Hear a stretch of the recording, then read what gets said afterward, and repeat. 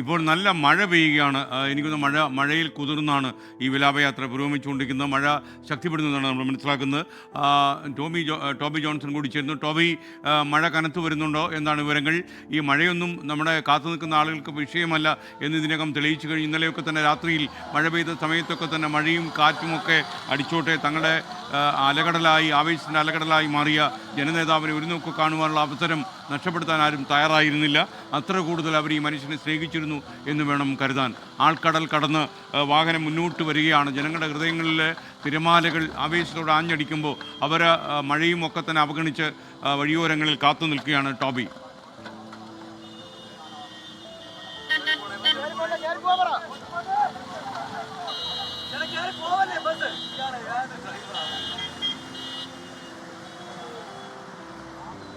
തീർച്ചയായിട്ടും വണ്ടാനത്ത് നമ്മൾ പ്രതീക്ഷിച്ച പോലെയല്ല. അവിടെ വലിയ ജനക്കൂട്ടമുണ്ടായിരുന്നു. ഒരുപക്ഷെ വൻ ജനാവലി തന്നെയാണ് അവിടെ ഉണ്ടായിരുന്നത്. അതിനുശേഷം ആ തിരക്കിനിടയിൽ നിൽക്കുമ്പോഴാണ് അതിശക്തമായിട്ടുള്ള മഴ കൂടി പെയ്യുന്നത്. പക്ഷേ ആ മഴയെല്ലാം അവഗണിച്ചുകൊണ്ട് വൻ ഒരു നോക്ക് കാണുന്നത് വരുന്ന കാഴ്ച നമുക്ക് കാണാൻ സാധിക്കുന്നു. ഈ വാഹനം മുന്നോട്ട് പോകുമ്പോൾ വാഹനത്തിന് പിന്നാലെ ആളുകൾ ഓടുന്ന കാഴ്ച നമുക്ക് കാണാൻ സാധിക്കുന്നുണ്ട്. അതിനൊപ്പം സഞ്ചരിക്കുകയാണ് നിരവധി ആളുകൾ.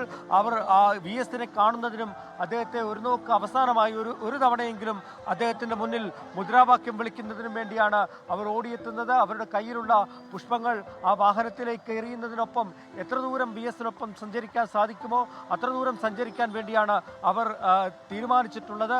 ഇനി ഇവിടുന്ന് ഏകദേശം കുറച്ച് ദൂരം മാത്രമേ ഉള്ളൂ. പുന്നപ്രയാണ്. വണ്ടാനം മെഡിക്കൽ കോളേജ് കഴിഞ്ഞു. ഇനി പുന്നപ്രയിലേക്ക് അദ്ദേഹത്തിൻ്റെ വസതിയിലേക്കാണ് പോകുന്നത്. അവിടെയാണ് ആളുകൾ വൻ ജനാവലി തടിച്ചുകൂടി നിൽപ്പുണ്ട്. അവിടേക്ക് എത്താനുള്ള ഒരു ശ്രമമാണ്. വാഹനം അല്പം വേഗത കൂട്ടിയെങ്കിലും പക്ഷേ ഈ ഒരു ജനത്തിരക്ക് കാരണം അല്ലെങ്കിൽ ഈ വാഹനം ഈ റോഡിലൂടെ പോകാൻ സാധിക്കാത്ത തരത്തിൽ ആളുകൾ തിങ്ങിക്കൂടി നിൽക്കുകയാണ്. വാഹനത്തിന് മുന്നിൽ VS-ന്റെ മൃതശരീരം കൊണ്ടുവരുന്ന ആ ബസ്സിന് മുന്നിൽ കയറി നിന്ന് ആളുകൾ വാഹനങ്ങൾ തടയുകയാണ്. തടഞ്ഞ് ഒരു നോക്ക് കാണുകയാണ്.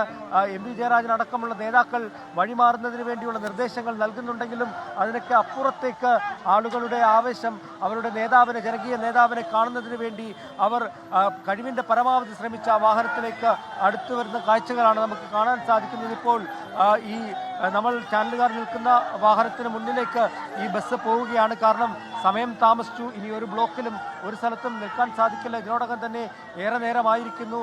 ചടങ്ങുകളുണ്ട്.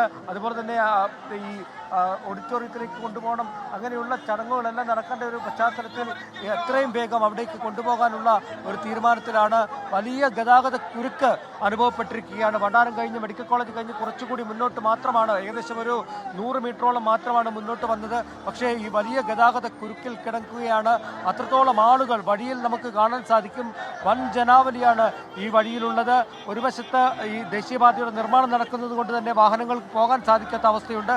പക്ഷേ ആളുകൾ വാഹനങ്ങൾ നിർത്തിയിട്ട് റോഡിലൂടെ നടന്നു വന്ന് ഈ ബസ്സിനടുത്തേക്ക് വന്ന് VS-ന് അഭിവാദ്യം അർപ്പിച്ച് മടങ്ങുന്ന കാഴ്ചയാണ്. അവർ മടങ്ങുന്നില്ല. ആ അഭിവാദ്യം അർപ്പിച്ചവർ ഈ വാഹനത്തിനൊപ്പം സഞ്ചരിക്കുന്ന കാഴ്ച തന്നെ നമുക്ക് കാണാൻ സാധിക്കുന്നു. എന്തായാലും ഏറെ താമസിച്ചിരിക്കുന്നു. ഇന്ന് രാവിലെ 9 മണിയോടുകൂടി DC-യിൽ പൊതുദർശനത്തിന് അദ്ദേഹം വെക്കുമെന്നാണ് പറഞ്ഞിരുന്നത്. പക്ഷേ